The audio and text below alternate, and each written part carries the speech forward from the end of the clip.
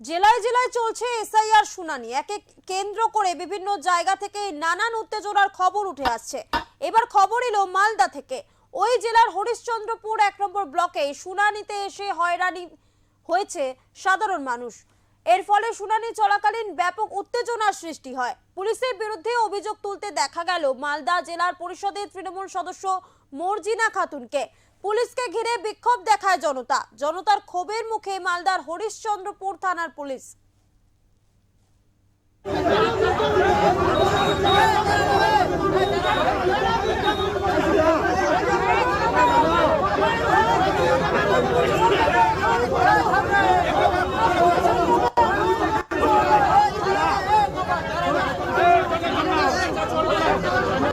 আমি আমার বউর 9 মাসের প্রেগনেন্ট।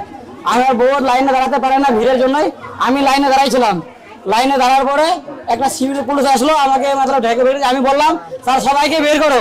সবাই তারপর আইসি গেছে, তারপর আমার কলার ধরে গেছে, ধাক্কা মারে আমার বউ গেছে। আইসি হরিশ্চন্দ্রপুর থানার আইসি যে আছে, ও আমার কলার ধরে গেছে। তারপরে একটা ওই চশমা মানে কি আছে ওর দীপঙ্কর ও আমার বাবাকে মারলে আমার বউকেও ধাক্কা মেরেছে। আপনার অপরাধ কি? আমার অপরাধ কিছু নাই স্যার, আমি লাইনে দাঁড়াইছিলাম আমার বউর জন্যই। আমার বউ 9 মাসের প্রেগনেন্ট, তার জন্য আমাকে ওই আমি কিছু দোষ নাই, তার জন্য আমাকে বেড়েছে আইসি। আমি যখন 12টার সময় আসলাম এত ভিড় ছিল, মানে একটা ঘরে তোমার বড়ই জিপি এবং তুলসীদা জিপির একটাই প্রবেশ পথ আর একটাই বাইক পথ। এই জন্য ভিড়টা প্রচন্ড। দুজন প্রেগনেন্ট মহিলা ছিল, আমি প্রেগনেন্ট মহিলাদেরকে বলছিলাম দাঁড়াও আমি নিয়ে যাচ্ছি।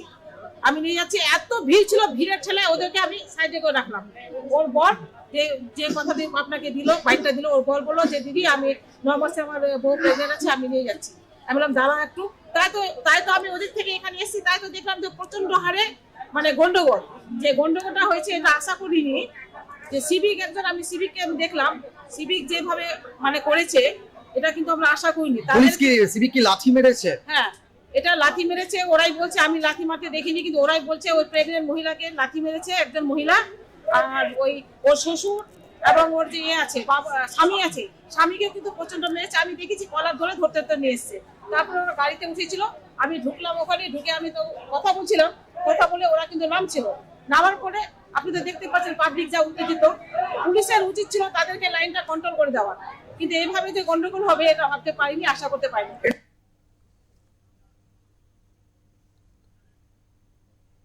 রাজ্যে ফের এসআইআর আতঙ্কে